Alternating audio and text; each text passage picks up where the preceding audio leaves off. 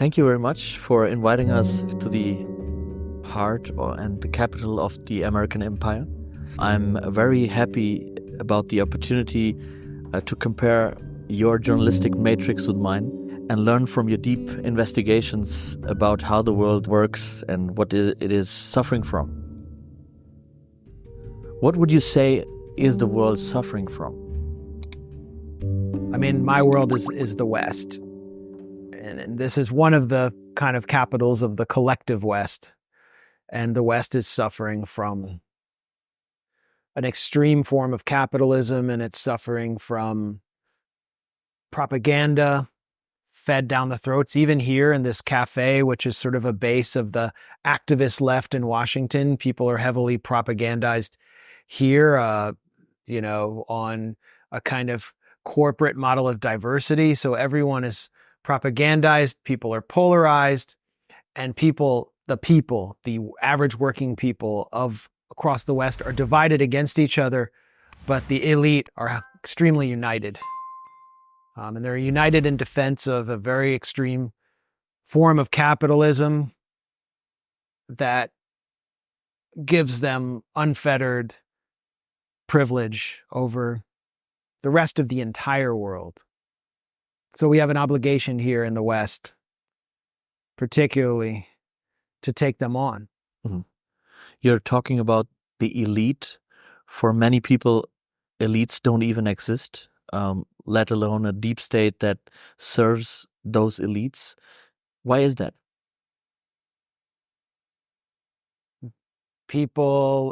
The average upper middle class person in Washington, D.C.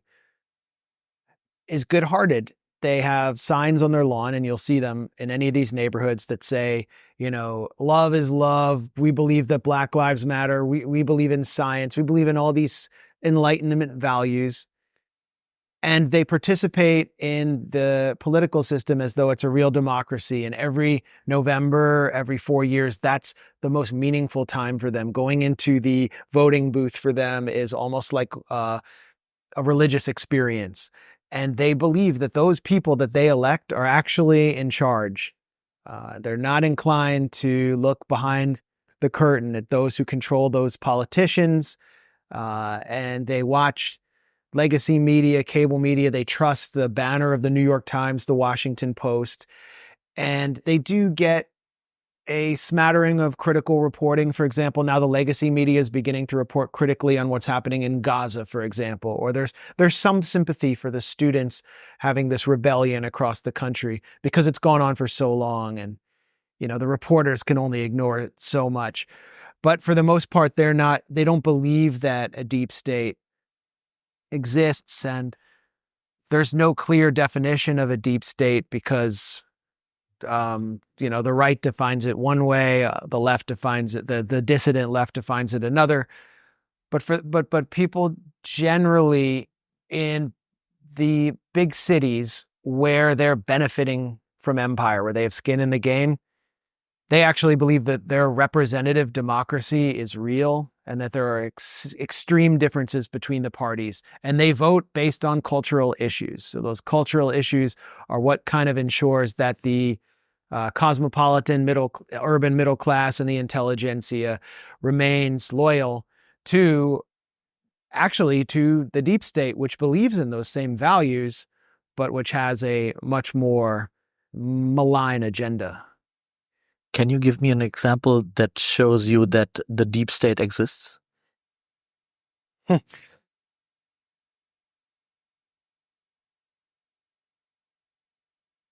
mean, the problem with the question, or the reason that I paused, is because there are so many examples, it's hard to know where to begin.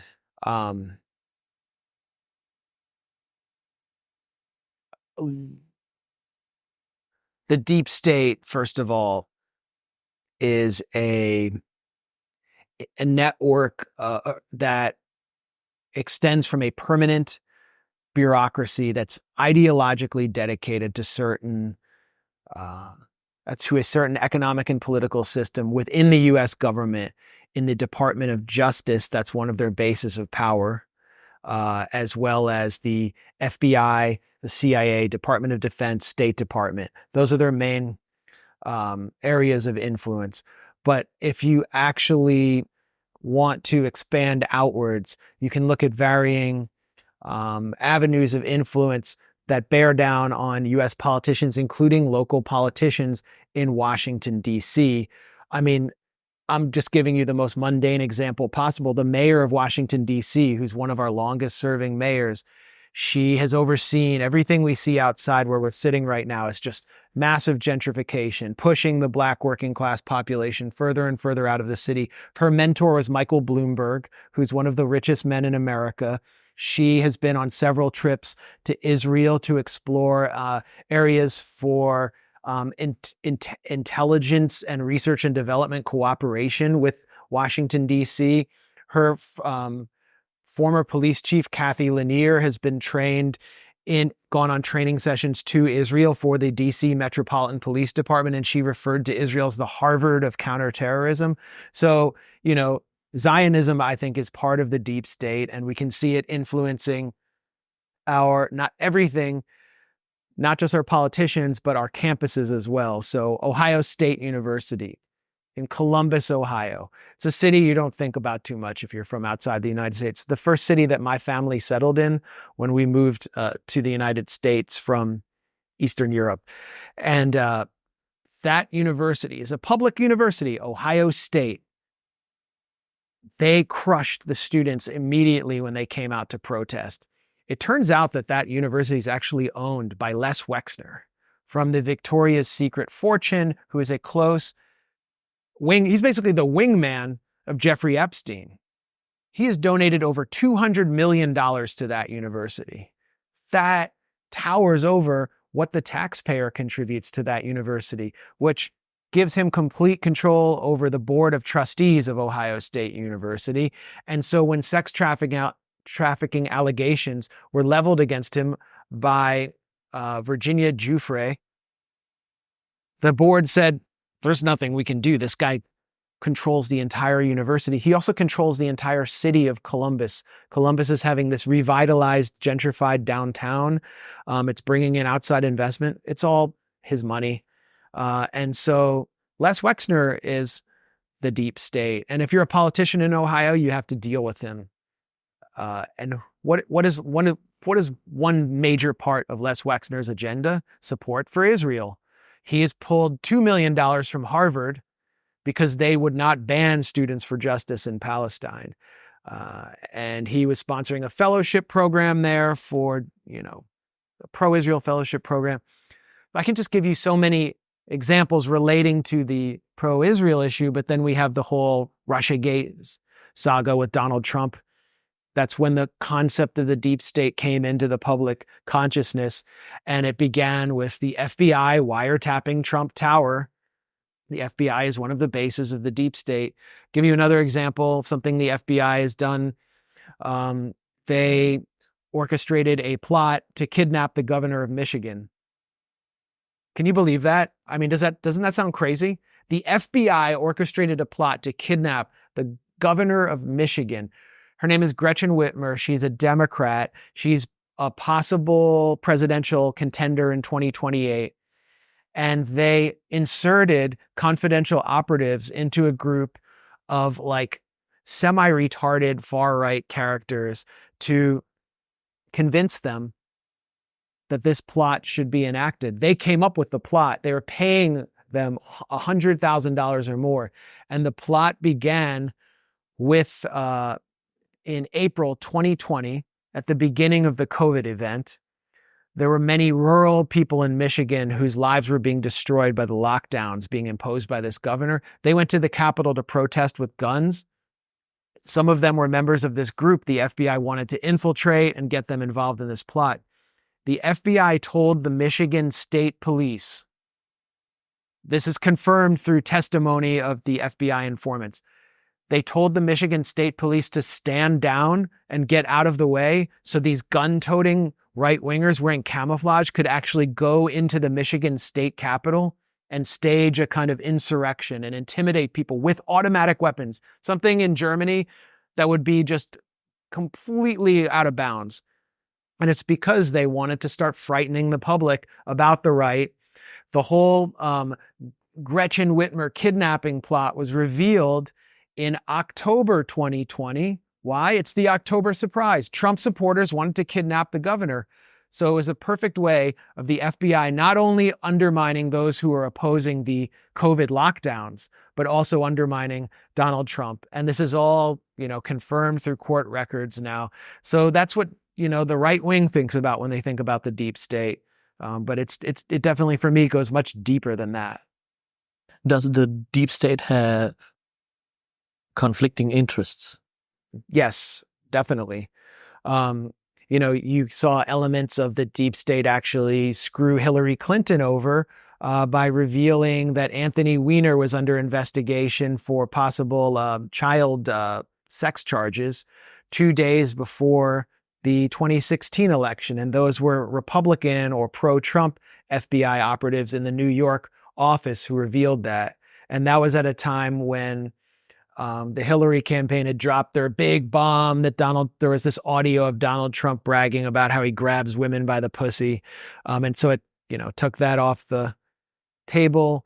It fed into the public mistrust of Hillary. But the reality is that while there are competing factions in the deep state, the dominant or hegemonic faction is dedicated to a kind of neoliberal model.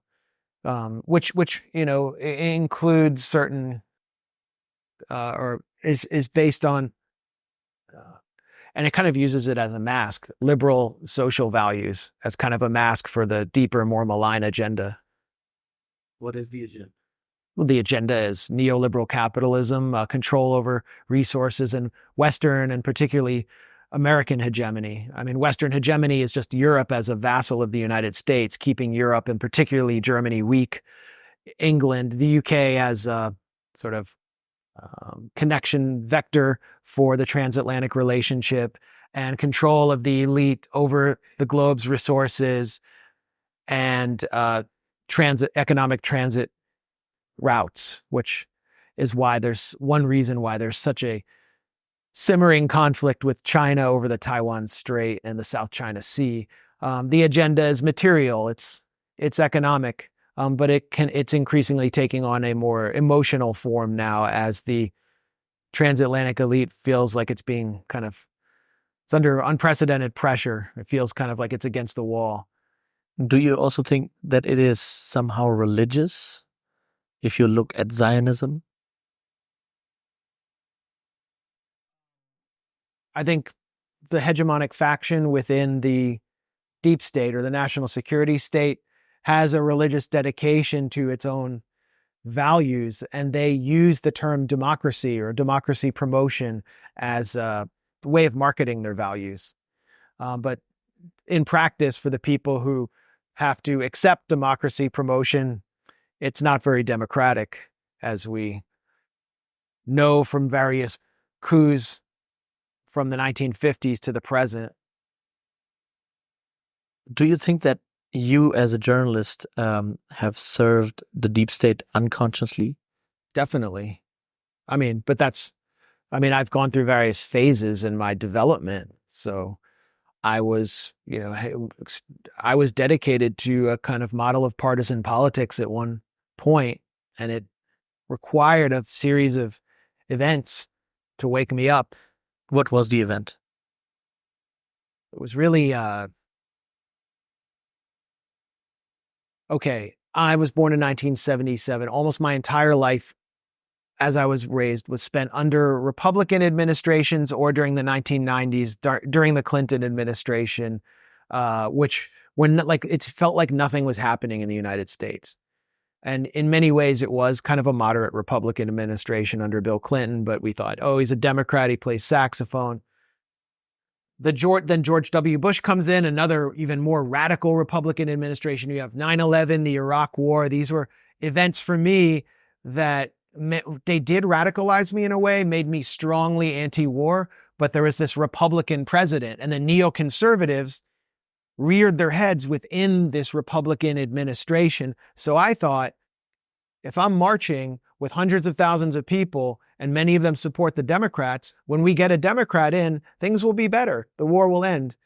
And then Obama began to run for office, and I realized this is something grown in some kind of laboratory. This guy is he's deceiving everyone.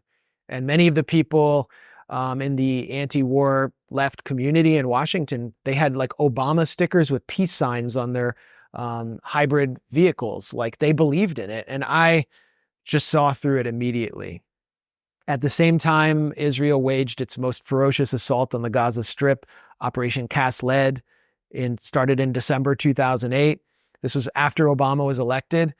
And I remember going to this huge festival of victory for Obama that had been put on by these entertainment executives in Washington, and all these Democratic senators and pop groups like the Black Eyed Peas were performing. And I was there with a Palestinian friend, and I remember sitting on the sidelines and thinking, like, this is not real.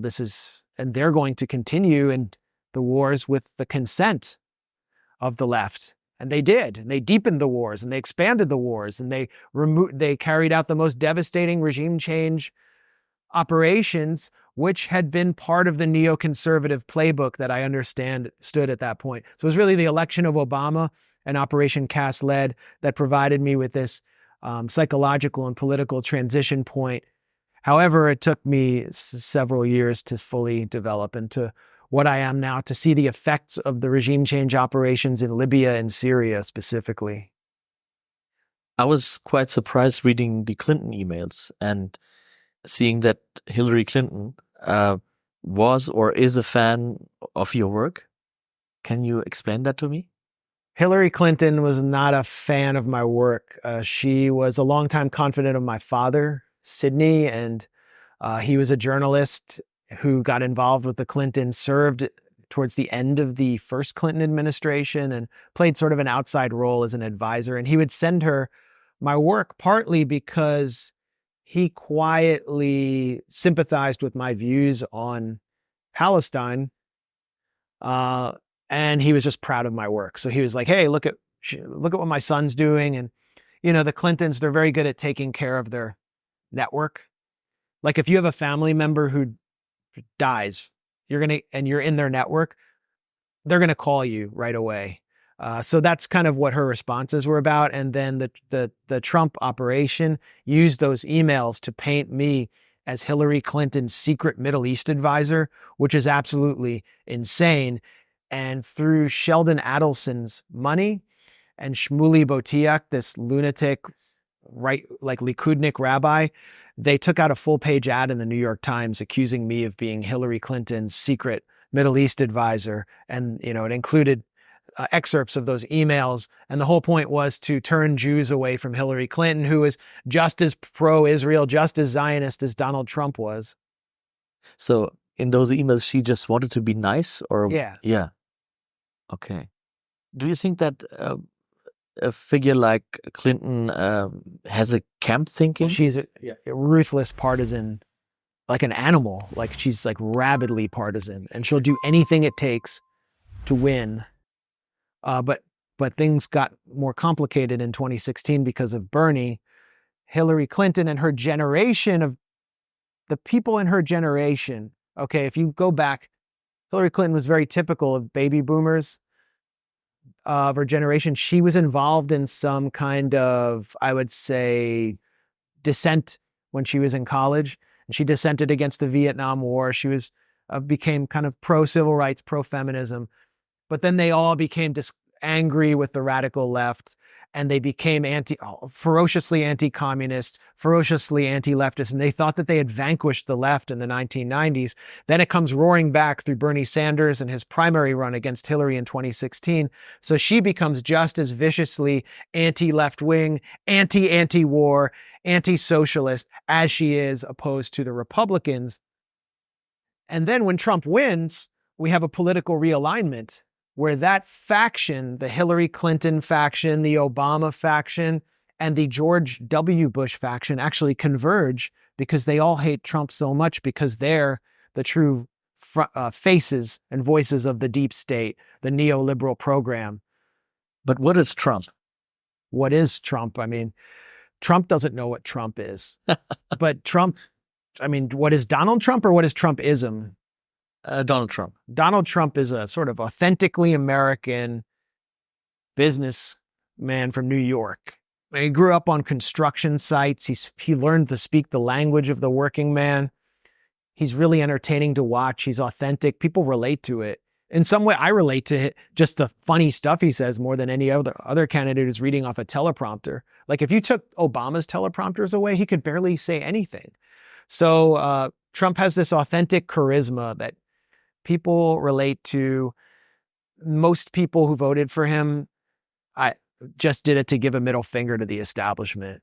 It didn't matter necessarily what he stood for, but Trump is a sophisticated political player. He understood that you have those people who hate the establishment. That's his grassroots base, but he also bridged them with a segment of the neoliberal elite.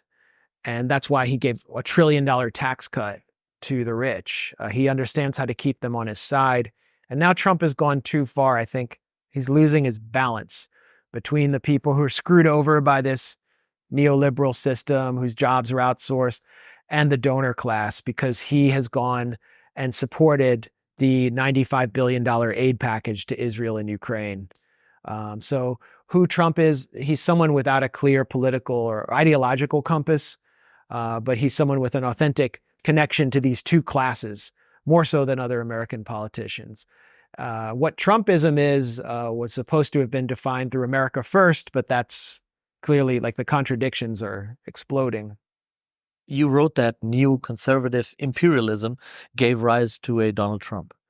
And you predicted that he would worsen the situation in the Middle East. Do you think that what we're seeing now, seeing unfold, is connected to his time in presidency? Definitely. I mean, well, first of all, I didn't think that Trump would worsen things in the Middle East as much as Hillary Clinton would have. Although it depends on which country we're talking about. But Donald Trump was the direct result of 9/11. Without 9/11, there would have been no Donald Trump. Everything we're still living through is the result of 9/11. And without the CIA sponsoring jihadists, starting from 1979, all the way through Libya and Syria, but starting in 1979, 9/11 would not have happened. So that was the thesis of my book. Donald Trump set the stage for the retaliation or the deterrence of Iran against Israel by agreeing to or conceding to pressure from Netanyahu and Mike Pompeo, who is Netanyahu's asset in the Trump administration, to assassinate Qasem Soleimani. By doing that, Donald Trump accelerated the inevitable conflict between Iran and Israel and its backers. So that clearly made things, I would say, worse. Also, Donald Trump also ran on a platform of opposing military action against Syria because he openly said, we're sponsoring jihadists there. Why are we giving these people weapons? And I went to Donald Trump's inauguration. I stood there in the parade line, talked to people there, and especially the younger Trump supporters, they understood that this was insane. And that was one reason they voted for him. Hillary Clinton was calling for a no-fly zone. She was calling for World War III over Syria. So in some ways, I think Trump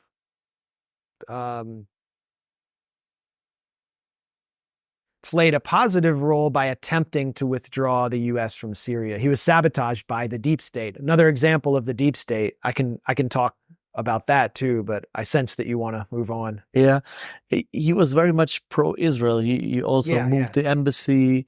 His son-in-law, Jared Kushner, played a role in Abraham Accords. He was funded by mega donors who are Zionists, who are pro-Israel. What do you think? How much did he need the money and the support of those, like Lauder, Ronald Lauder, or who was it, Peter Thiel, or people like that? Well, it was Sheldon Adelson. Yeah.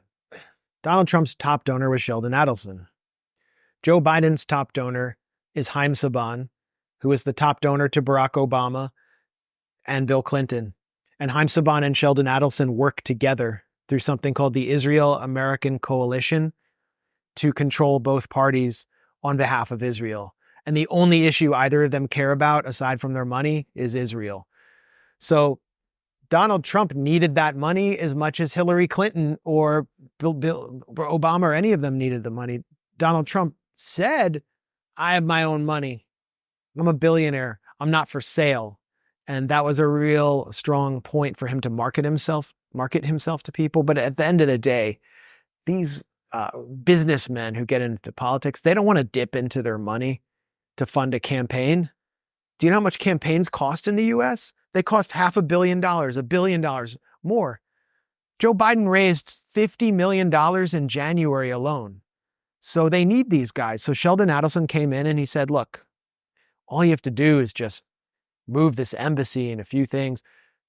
The Jewish people will love you. What do you care? And so he did it. And if you look at the ceremony to move the embassy, it was Sheldon Adelson flying all of the Latin American sellout leaders from Guatemala on his personal jet to be a part of that ceremony, to give it an international flavor. He was flying out Candace Owens and the right-wing influencers. Sheldon Adelson paid for the construction of the new embassy. Is there a way that a presidential candidate is not that pro-Israel in America? No. Not now. The one presidential candidate who's not pro-Israel, who's on the ballot in over 40 states, is Jill Stein from the Green Party.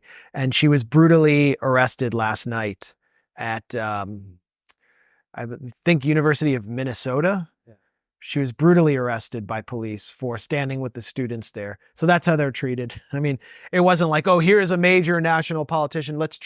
And she's an old woman. Let's treat her with respect. They slammed a bicycle into her and dragged her out of there. And it's like a message. What about RFK? I mean, I can answer that in just by making one point. A month and a half ago, RFK did a fundraiser for Rabbi Shmuley Boteach on stage with the late wife of Sheldon Adelson. So it's pretty clear who's gotten control of him. And you can't claim, as RFK does, to support free speech, to oppose censorship, to oppose war, to oppose the deep state, and be so heavily controlled by the Israel lobby. It's a poison pill, and he swallowed it. What do you think when people call you anti-Semitic? Well, those are people who think that the Israeli interior minister gets to define what a Jew is, and so it doesn't affect me. I don't feel any relationship with them. Do you identify as a Jew? Yes. And can you explain to me what role does Israel play in U.S. politics? Does the U.S. serve Israel or does Israel serve the U.S.? I think it's increasingly clear that Israel has substantial control over the U.S. government at every level. Through its lobby and through its ability to cause chaos in a strategically important area of the world. And a lot of people on the left won't accept this. There are real U.S. national interests that diverge from Israel's. And Israel will not allow the U.S. to pursue those national interests. How did that come into being? What? Those both working so closely together. A lot of it has to do with the psychological power of Zionism over Jewish life in the U.S. and the success of Jews financially and culturally in the U.S. I mean, we talked about Les Wexner, for example. Just imagine if there had been no Israel, there's no Jewish state. And we're just here as Jews in the U.S. enjoying this golden age. Like, we have it great here.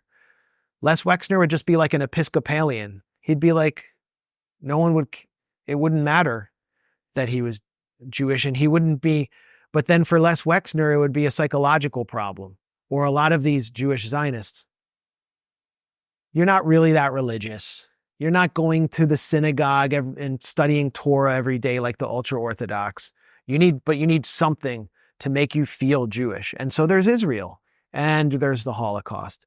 That's pretty much all you have. And Israel can't be at peace. If Israel's at peace and it isn't occupying people and it isn't facing attacks on its population or fighting these wars, you have nothing to donate to. You have no activity to get you involved to make you feel like you have a religious identity. And that helps you deal with your own mortality issues. It gives you a transcendent cause. So this is the problem for Jews in America, is that they cannot just accept well enough and have this golden age here in America. In many ways, they need those who are interested, invested in Zionism. They need anti-Semitism as well. They need it to bond them together as a community, to justify the existence of Israel, to justify all of their activity on behalf of it. They need there to be at least the specter of anti-Semitism, and to pay their bills if they're working for a group like the Anti-Defamation League, which says, oh, there's a $35,000, 35,000% spike in anti-Semitism. That peace is unacceptable for them. And obviously there's a very large contingent of Jews that is heavily invested in seeing peace get done. Are these entities pushing us towards a global war? And if so, why? They're pushing us towards a regional war, for certain. We're already in a global war, and this is one front. And the war is not, we're called the gray zone.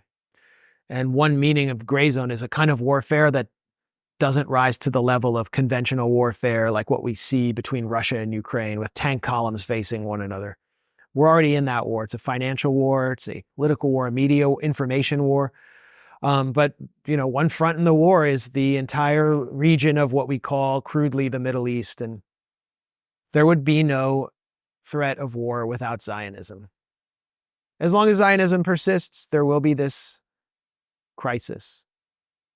There are right-wing Israeli groups and temple movements that are planning, you heard about it, to slaughter the red heifers, and so that you can use the ashes for ritual purification, and they want to build the third temple, and they say that they have to create the condition for the coming of Moshiach.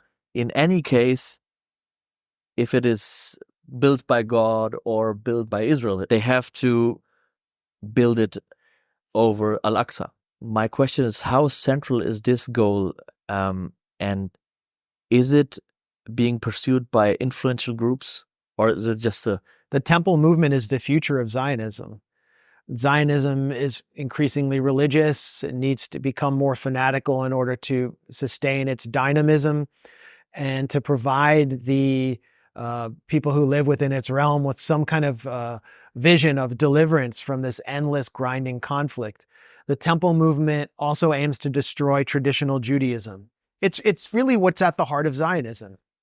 Zionism is a demonic cult which is hostile not only to Muslims and Christians, but to Jews. Because in traditional Judaism, Orthodox Judaism, it is forbidden for Jews to pray at the Temple Mount or the Al-Aqsa compound unless they obtain like a blood from a red heifer, and it's painted over the gates, and all of these conditions take place. And that's why they're doing it, but they're subverting the traditional Orthodox rabbinate in order to do so, working with Christian Zionist apocalypticist elements in Texas to raise those red heifers who actually want to see Jews burn in an everlasting lake of fire, according to their fake vision of deliverance from the book of Revelations. So they're a cult, and they control the Israeli government through Itamar Ben-Gvir. If he leaves the coalition, it collapses and Netanyahu goes back on trial. He has his own personal police force. They arrested someone 2 days ago protesting in Tel Aviv because she called Ben-Gvir a criminal. She said, he's a criminal. These cops rush out of nowhere and capture her. He is one of the most fanatical figures Israel's ever produced, but he is the essence of what Zionism is and what Israel's government is. And that's where our money's going. The tens of billions of dollars that Congress just voted on, it's going to fuel this movement. because that movement is growing more and more popular. It's even getting popular among some former leftists in Tel Aviv, and they're very sophisticated. So I think it's only a matter of time before we see something dramatic happen at the Al-Aqsa compound. This is the Jewish version of ISIS. And there are powerful elements backing it, like the Falak family from the United States. They're a billionaire family sending millions to this movement. I come from Germany. Our viewers are from Germany, so they're interested in the role of Germany. What's wrong with Germany? Well, few people other than, Jewish Zionists in Israel support the genocide being waged in Gaza more than liberal German Gentiles. That's what's wrong with Germany, is your liberals are the biggest Nazis. Germany just took Nazism and repackaged it through liberalism and the transatlantic relationship.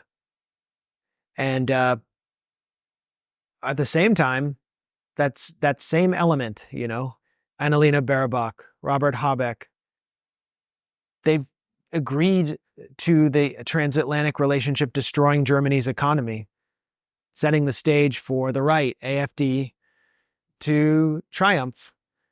People who are more honest about what Germany actually is or was, and who want to exclude and destroy anyone who disagrees. There's really no space, from my own experience in Germany, there's no space to dissent.